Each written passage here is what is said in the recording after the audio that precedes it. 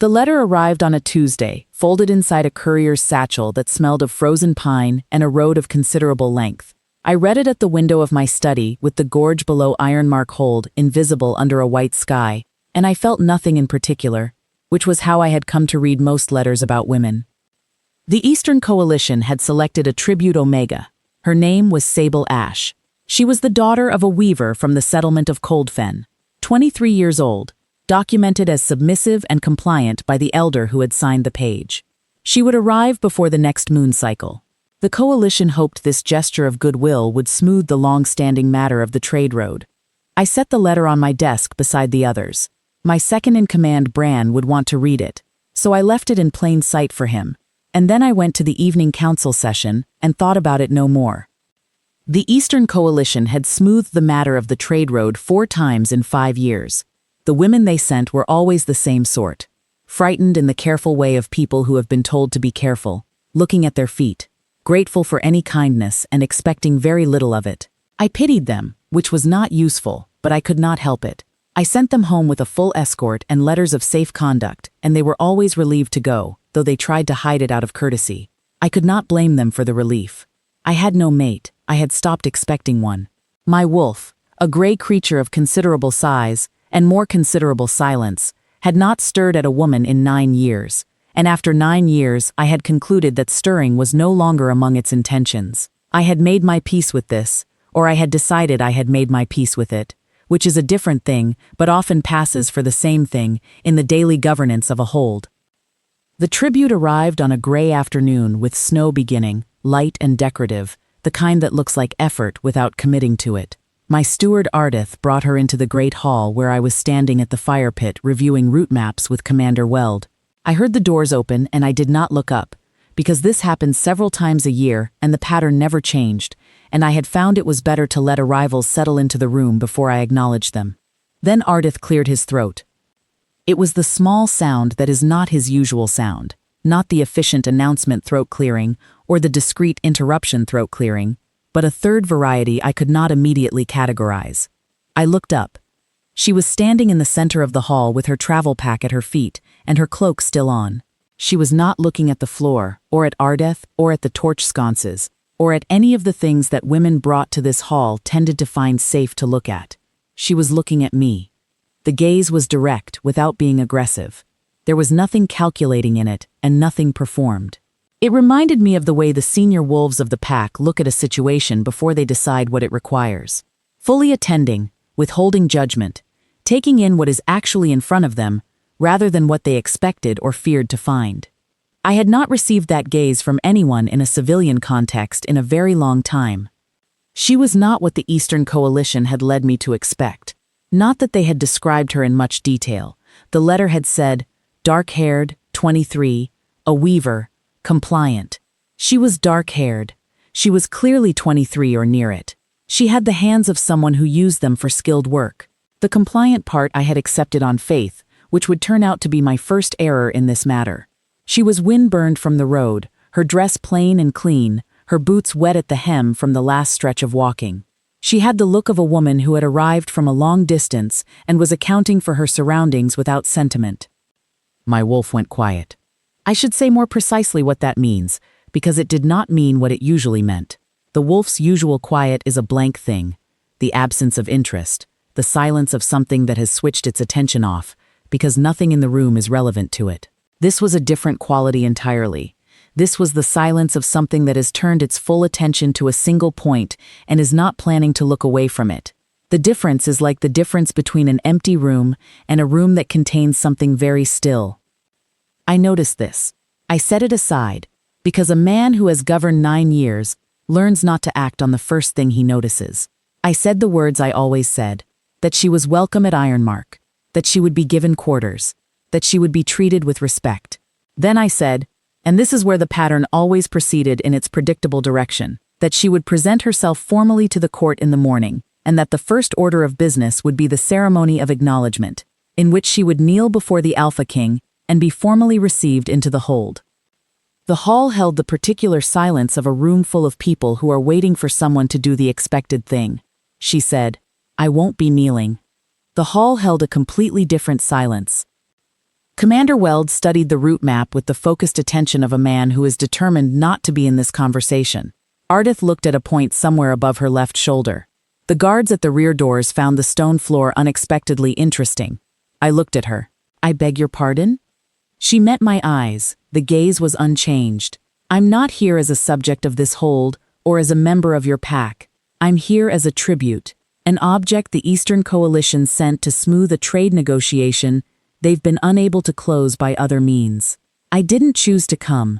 I was selected, which is a different thing, and I don't intend to perform submission to a king I haven't met, for an arrangement I wasn't consulted about, in a hall full of wolves who don't know my name." She paused. The hall did not breathe. "I'll do the work you assign me.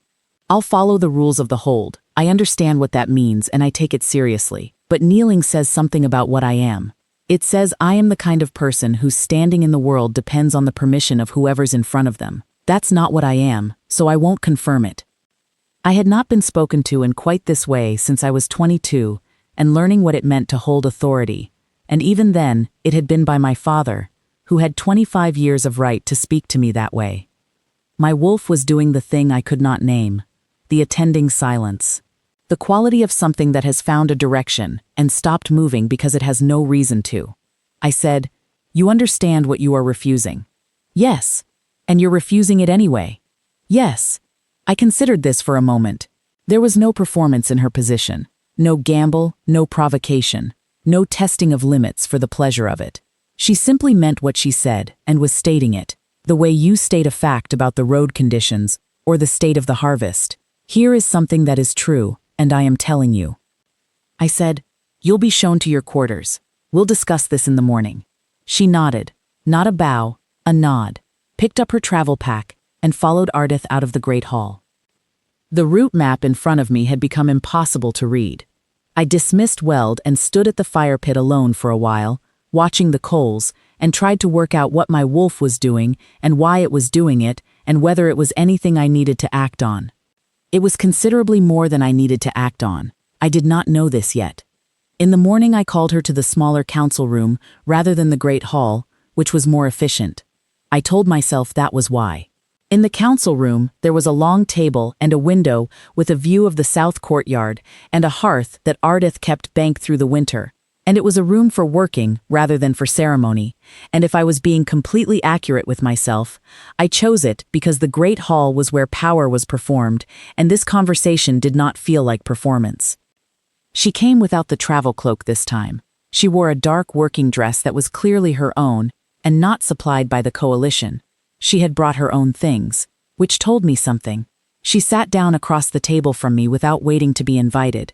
And that was already the second time in under a day that she had done something no one else at Ironmark Hold did. I told her plainly. The Eastern Coalition had sent her as a tribute. The protocol of the hold required a formal acknowledgement, and the acknowledgement required that she kneel. It was not about my personal authority or my vanity. It was the order that had held this pack together for 3 generations, and the order had reasons, and the reasons had weight. She listened to all of this with her hands folded on the table, which was a gesture of attention rather than patience. She was taking it in, not waiting for it to end. Then she said, "I understand the order of the hold. I genuinely do, and I mean it when I say I'll respect it. I understand what it means that you're the Alpha King, and I'm a woman who arrived here because a council of men decided I'd make a useful gesture. But the act of kneeling is different from the order of the hold. The order of the hold is about function. Who does what, who decides what, how the pack operates. Kneeling in front of you is about status. It says, I am below you, not only in function but in worth. It says, I came here already having accepted that my worth is decided by whoever received me." She looked at me steadily. "I won't say that, because it's not true." I sat back in my chair and thought about this for a moment. 9 years of governance, 4 tribute women before her, 100 conversations with wolves who had disagreements with the hold structures. None of them had framed it exactly this way. They had been afraid, or they had calculated, or they had simply been too exhausted from the journey to argue. She was none of those things. I said, "What would you do instead, if you're willing to say?" She thought about it seriously, not performing consideration, actually considering. "I'd greet you as a person greets another person. I'd acknowledge your authority over the hold, because I do acknowledge it. You are the Alpha King, and this is your house. And if I'm here, I'm living under your governance, and I understand what that means. But a greeting between people who recognize each other's standing. Not a submission. The difference matters to you. The difference matters considerably. My wolf exhaled. That is the only word I have for it.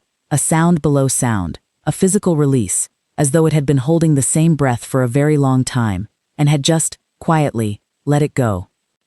I said, there are people in this hold who will not understand what I'm permitting. They'll say it means something about how I govern. Yes, she said. That's your problem to manage, not mine.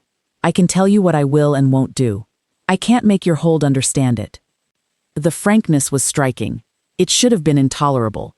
It was the kind of statement that ends councils and gets people escorted to the gate. Instead, I found myself pressing my lips together to prevent something from showing on my face that had no business being there at a council table. I told her she could greet the court that morning without the formal kneeling, and that I would manage the consequences, and that in exchange she would perform the assigned work. I had been told she was skilled in weaving and record-keeping, and Ardith had mentioned the archive room was in a state, without additional disruptions to the hold's function. She said, that's a reasonable arrangement, yes.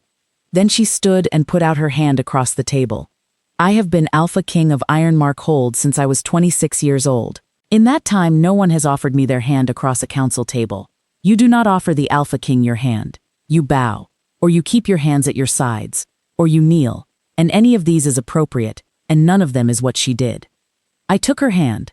Her grip was firm and brief and entirely without ceremony. The handshake of two people who have reached an agreement and are acknowledging it as colleagues, not as a king and a tribute omega in a political situation neither of them had arranged. My wolf, already breathing in that unfamiliar way, went into its stillness again, and something behind my sternum shifted position like a piece of furniture that has been in the wrong place for years, being moved to where it was always supposed to go. I noticed this. I did not mention it. She greeted the court that morning without kneeling. The assembled wolves of Ironmark Hold, advisors, warriors, household stewards, kitchen and stable staff who had come to see what everyone had heard would be an unusual morning, watched her walk to the center of the great hall and incline her head in a greeting that was dignified and unhurried and contained no trace of the fear or the performance they were expecting. She said her name clearly and said she was grateful for the hospitality of the hold and intended to be useful to it. The hall did not know quite how to receive this. There was a moment of collective recalibration, the way a room of people recalibrates when something proceeds differently from the expected pattern.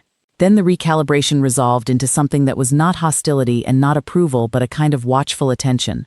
They would see what this was, they would wait and see. Elder Bran came to me afterward in my study, which I had expected. He had been my second for 15 years, and he was good at everything he did, managing, advising, foreseeing, predicting consequences, and he had served Ironmark Hold with genuine faithfulness. He said that the precedent was dangerous, that the tribute Omega had refused the formal acknowledgement and I had permitted the refusal, that the Eastern Coalition would interpret this as weakness, that the pack was watching me and expecting me to clarify what the rules of the hold actually were. He said all of this carefully and without malice, because Bran was not malicious, he was simply experienced, and experience teaches you to anticipate problems that sentiment can overlook. I said that I had weighed the precedent and found it manageable, and that I would handle it. He looked at me for a moment, with the look of a man who has served faithfully for 15 years and has learned that the phrase, "I will handle it," from the Alpha King is sometimes accurate and sometimes means the Alpha King has already decided and there is no point in continuing to advise. He said he deferred to my judgment. He deferred, not enthusiastically.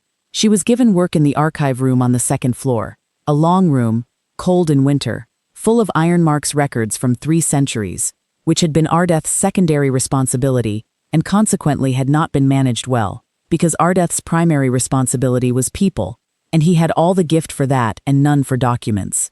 Within 2 days she had sorted 20 years of treaty correspondence into a system legible to anyone who had not been born into the hold's particular paper conventions. Ardeth came to my council session on the second morning looking mildly chastened, and said that the woman from Coldfen was the fastest reader he had encountered in 40 years of managing the hold's affairs, and that she asked useful questions, and that the second-floor archive room now had a functioning catalog, which it had not had in his memory. I went to the archive room on the third afternoon. I told myself I was reviewing the record's progress. This was true in the limited sense that I did review the record's progress, in the same way that a man who goes to the kitchen because he smells something excellent cooking can truthfully be said to have checked the state of the stove. She was at the long table by the window, a stack of folded correspondence at her left elbow and an open ledger in front of her, making notes in handwriting that was small and precise and very fast. She looked up when I came in and said, "The 1847 treaty with the Northern Passes." It was witnessed by a signatory whose name doesn't appear anywhere else in 300 years of records. Either he died very shortly after signing, or it was a cover name. Which? I stopped in the doorway. A cover. He was a representative of the Border Council who was negotiating separately from the coalition and didn't want them to know. That explains why the countersignature doesn't match any known witness list. She made a note. Did the arrangement hold? 8 years, then the Border Council changed hands, and the new representative didn't know about it. Typical. She turned a page. There's a chair against the wall. I looked at the chair against the wall. I sat down in it. There was no particular reason to stay, except that my wolf had gone into its attending stillness again from the moment I walked through the door, and something about the room, the flat winter light through the window, the fire in the small hearth, the orderly stacks of documents, her moving across all of it with the precise, unhurried attention she brought to everything, made leaving feel like something I would have to justify to myself later. We talked about the records for the better part of an hour. She asked questions that indicated she was not only understanding the individual documents but constructing, behind her eyes, a larger picture of what the hold had been across generations. The politics, the alliances, the moments where things had turned, and the reasons they had turned. She was not performing interest for my benefit. She was simply interested, which is rarer than you would think in a person who has been sent somewhere they did not choose. I asked her, somewhere in the middle of the second stack of correspondence, what she had expected when the coalition elder told her she was being sent to Ironmark. She set down her pen. She thought about it the way she thought about everything, not performing the thinking but actually doing it. A difficult winter, she said, the kind that ends either in being sent back or in finding a way to become necessary enough that being sent back doesn't happen. The tribute arrangements I'd heard about, you're usually supposed to be visible, to stand somewhere decorative and represent goodwill in a dress someone else chose. She paused. I didn't expect the archive room. No? You gave me work that uses the skills I actually have. That's either practical or deliberate, and either way it changes the situation. I said, which do you prefer, practical or deliberate? She looked at me. For a moment something moved behind the steadiness, not quite amusement, but adjacent to it. The distinction may not matter as much as what it produces. I looked at the window, because looking at her face when it did that particular thing, the steadiness with something underneath it, the sense of a room inside a room, was making it difficult to think clearly about anything else. What does it produce? I said. A situation I can work in. A position where I'm actually useful rather than decorative. That's worth more than an explanation of the intention. She picked up the pen again. What was the hold's approach to the Northern Passes dispute in 1852? There are references but no resolution document. I told her about the 1852 Northern Passes dispute, which had been settled by a combination of economic pressure and a diplomatic arrangement my predecessor had made with a border lord. I explained the arrangement and why it had worked for a decade and then not worked, and the fallout from the not working. She listened. She made notes. When I finished, she said, so the 1847 cover name treaty was still nominally in effect when the 1852 arrangement was made. That's why the countersignatures don't add up. They were operating two parallel agreements and hoping neither side would count the witnesses. Yes, I said, exactly that. She underlined something in the ledger and moved to the next page. The light through the window had gone from white to the particular pale gold of winter afternoon, when you have been inside long enough to notice the change without having tracked it. I should have been at the Eastern Wall inspection an hour ago. I had completely forgotten the Eastern Wall inspection, which was, I noted this with some concern, a thing that had not happened to me since I was new enough at governance to find it overwhelming. I said I had to go. She nodded without looking up from the ledger. I went. The wall inspection was conducted with appropriate thoroughness. I remembered everything that needed to be remembered, and spoke to everyone who needed to be spoken to. And the entire time my wolf was doing its attending silence, and I was filing this fact away, and choosing not to examine it, and not successfully choosing not to examine it. The next morning she was in the archive room by the time I arrived, which meant she had started before the first council session, which meant she had been there since an hour past dawn. The day's ledger was already open, and she was making notes from the cross-referencing she had done the previous day. She looked up when I came in and said, "The 1861 Eastern Alliance." There are 3 different versions of the same document. That's unusual. I sat down in the chair against the wall. 2 of them are forgeries. She sat back. Which ones? The one with the autumn date is real. The 2 with the spring date were created afterward to support a claim that the alliance had been in force earlier than it was. She looked at the 3 documents laid side by side on the table, then at me. Who made the claim? My predecessor's brother. He needed the alliance to predate a trade agreement that would otherwise have violated it. Did it work? For about 6 years. Then a very diligent archivist found the dating inconsistency and brought it to my predecessor's attention, and there was a considerable amount of fallout. She studied the documents. The inconsistency is not subtle. The ink aging is different, and the seals are slightly different sizes. Someone in a hurry. The archivist was diligent but not quick. The forgeries were 20 years old by the time anyone looked carefully. A brief silence, then she said, "I see why the archive room was in disorder. Someone has been hoping no one would organize it." I said, "That is a very reasonable conclusion." She looked at me steadily for a moment. I had the sense of something being assessed, not measured against a standard she had brought with her, but considered in the specific terms of what I actually was rather than what she had expected to find. I did not know what she concluded. I knew that she went back to the ledger without the particular tension that means someone has decided to be cautious around a person. And I knew that the absence of that tension was something I had not noticed I was watching for until I noticed its absence. On the 4th day, Elder Brand convened a formal assembly. He had the right. It was a quarterly convening, scheduled within the normal governance calendar, and the agenda items were legitimate: the trade road, the Northern Patrol rotation, the winter provisioning, the border dispute tabled since autumn, and, 5th item, the matter of the Tribute Omega's formal acknowledgement. I knew what he was doing. Bran was not a scheming man, but he was a thorough one, and he had decided that the situation required a formal resolution, and a quarterly assembly was the correct mechanism for it. I could not object to the mechanism without making the situation more complicated, so I let the assembly proceed. The morning of the assembly I was in my study reviewing the patrol rotation when Ardith came in and said that the Tribute Omega had been informed of the agenda and had said nothing in response except to ask what time the assembly began. I said that was reasonable. Ardith gave me a look that was not quite a look, the carefully neutral expression of a man who has thoughts about a situation and has decided this is not the moment for them, and left. She arrived at the great hall at the hour, not before and not after. She was wearing the dark working dress, her hair pinned back as she wore it in the archive room, and she positioned herself at the edge of the hall near one of the iron torch sconces, not at the assembly position that Bran's protocol required, but not at the back of the room either. At the edge, like someone who has come to observe a proceeding she has not been formally invited to participate in. Bran conducted the first 2 agenda items with the efficiency of 15 years of practice: the trade road, the Northern Patrol rotation. Every wolf in the hall was giving these items an appropriate fraction of their attention and giving the rest to the woman by the torch sconce, who was giving all of her attention to the agenda items because she was interested in the governance of Ironmark Hold, and this was genuinely useful information to have.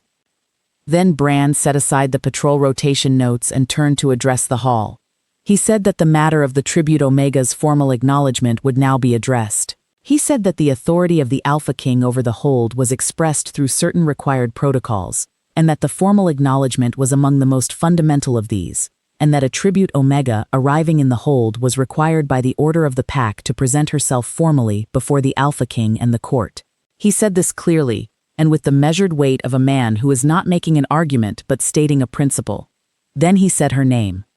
He said it in the voice that cuts cleanest, not loud, not threatening, but carrying the full freight of 15 years of authority and the genuine, faithful belief that this was how a hold was supposed to run, and there were good reasons for that, and the reasons ought to be respected.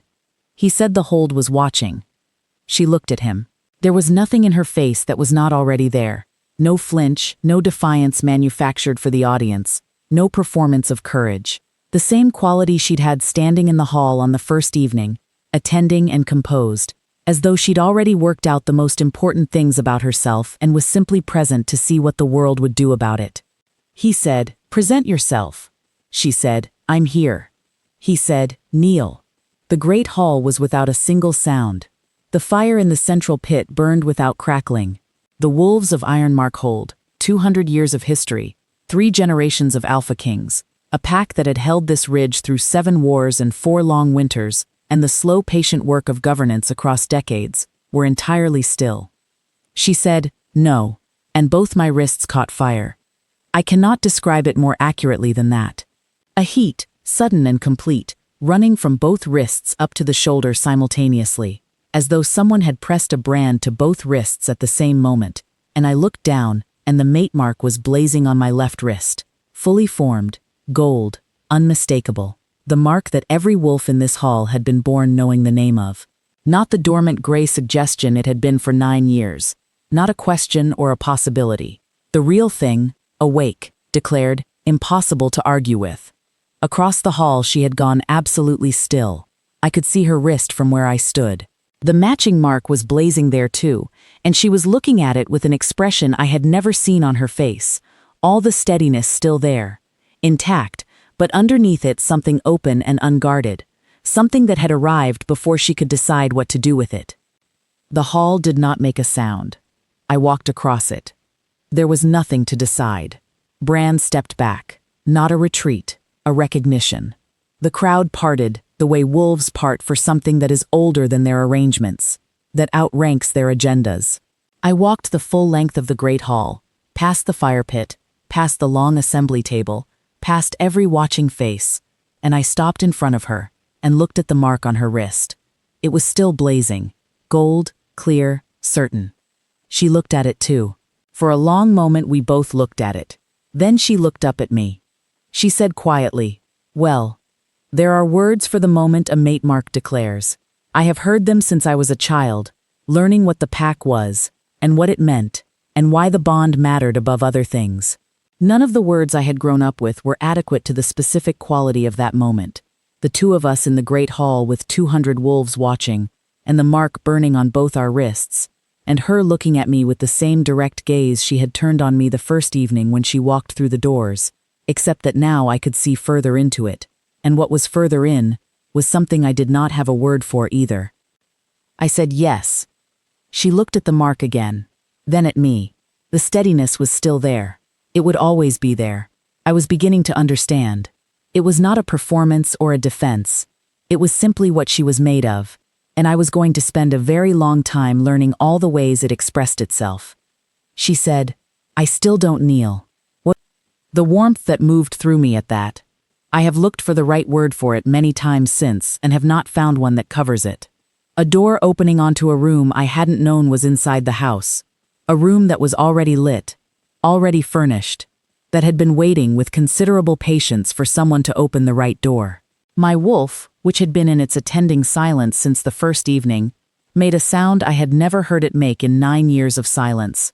Not a howl, not a growl, but something between those two things. Something that was pure and uncomplicated recognition, old as the pack and as certain as the mark on my wrist. I said, "I know." I raised my eyes and looked at the hall. All of it, every face.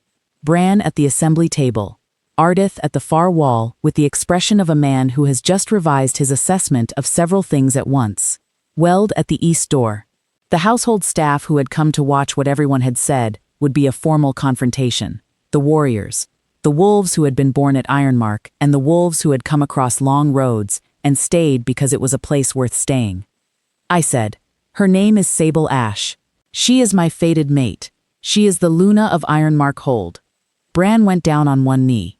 He did it the way Bran did everything, without ceremony, without drama, with the quiet finality of a man who has reassessed a situation and reached the correct conclusion and is implementing it. He went down on one knee on the stone floor of the great hall, and the hall followed him, wolf after wolf, dropping in rows from the front to the back, the sound of it like a tide coming in from a long way away and arriving all at once. And when the last of them had settled, there was a silence in the great hall that was not the silence of shock or the silence of a question unanswered. It was the silence of something settled, something completed, something that had been the right thing for long enough that it felt inevitable, now that it had arrived. She was watching all of it. I could not quite read what was in her face. There were too many things moving through it at once, and she was processing them the way she processed everything, in the direct attending way of someone who takes the world seriously and does not decide what she thinks until she has actually looked at it. I said, I want to ask you something, and I need you to know that you're allowed to say no. She looked at me. The steadiness was there, and something else too, something that had been in the room behind the steadiness since the mark blazed and was still there now. Open, unguarded, not something she gave readily, I was beginning to understand, or quickly, or to many people. I said, will you stay? She held my gaze. Then she looked once more at the mark on her wrist, the gold burning on her skin, steady and warm and absolute. Then she looked up. She said yes. Not with relief, not with the gratitude of someone who has been given something they were afraid they might not be given. The way she said everything else, plainly, because she meant it. The way she had said, I won't kneel, and that's a reasonable arrangement, and well. The word was the same size as all her other words. It was the most straightforward yes I had ever been given in my life, and it was the only one that had ever mattered. I lifted my hand. She looked at it for a moment, the mark still blazing on the wrist, the hand open, the offer in it, and then she set her own wrist alongside mine, mark to mark, and the heat that ran through me at that contact was not pain.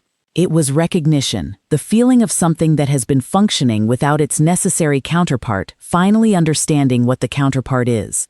Not completing it, but recognizing that the completion was always available, was never absent, had simply been waiting for the moment when the space between two people closed.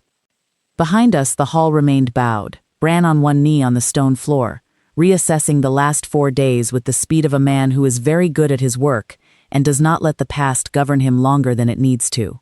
The assembly notes on the long table, the patrol rotation and the trade road and the border dispute still to be addressed, because governance does not stop for fated mates.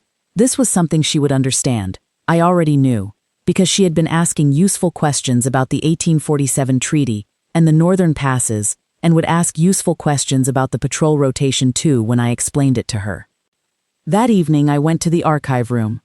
She was at the long table with the ledger and the ink and the day's correspondence. She looked up when I came in. I sat in the chair against the wall. She said, the Border Council representative from 1847. I found 2 more appearances under a different name, 18 years apart, both countersigning documents that contain the same dating irregularity as the 1861 forgeries. Someone was very careful and not quite careful enough. I said, he was careful enough for 20 years. That's better than most. She made a note, then she looked at her own hand, where the mark was settled now, warm rather than blazing. The gold deepened to the steady color of a fire burning correctly. She looked at it the way she looked at things she found genuinely interesting, fully, without distance. She said, I have questions about what a Luna actually does at Ironmark Hold. I know, I have answers. Are they good answers? Several of them are excellent. Some of them are complicated. She looked up from the mark. Something in her face that was not quite the steadiness and not quite anything I had seen before. A brightness at the edge of it, tentative and real, suggesting a depth behind it that I was going to spend considerable time learning. When did you know? I thought about it. The first evening, my wolf. I didn't know what it was doing. I had never seen it do it before. She said, I thought you were going to send me home. I thought I was going to send you home. What stopped you? I thought about the chair against the wall, the archive room, the 1847 treaty, and the cover name signatory, the way she had held out her hand across the council table as though she had every right to offer it, and had. I said, you were asking good questions. She looked at me for a moment, with the expression I had been trying to name since the first evening and had not yet named. The steadiness with the room inside it, the something further in. Then she looked back at the ledger and turned a page. Outside the window, the snow had stopped being decorative. It was falling in earnest now, the heavy accumulating kind that stays, that changes the landscape by morning, that commits. The torch in the sconce above the window threw a warm circle on the wall, and the fire in the small hearth had settled into a long, slow burn, and my wolf was in its attending silence.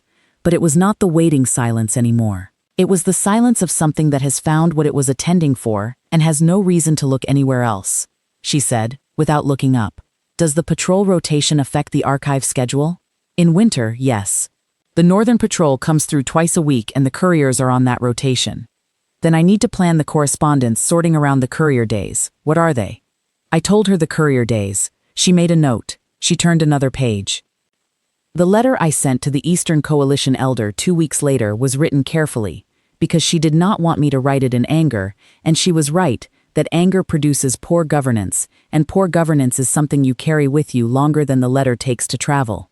It said that the tribute Omega from Coldfen had arrived safely at Ironmark Hold, that she was in good health, and that the coalition elder should know the documentation had described her as submissive and compliant. The coalition elder should also know that this description had been found inaccurate in every particular, and that Ironmark Hold had found the inaccuracy to be among the most consequential pieces of good fortune it had received in recent memory. The trade road would be addressed through the normal diplomatic channels, and the coalition's gesture of goodwill was appreciated, though perhaps not in the terms the coalition had intended. I signed it. I did not mention the mate mark, because the mate mark was not the coalition's business, and the Alpha King of Ironmark Hold does not explain his bond to political councils. What the letter did not say, what belongs to no one else, is that she is in the archive room every morning before I finish the first council session, and when I come through the door she looks up from the ledger and nods, the same nod she gave me in the great hall that first morning, the greeting between two people who have acknowledged each other's standing, without either one yielding what they are.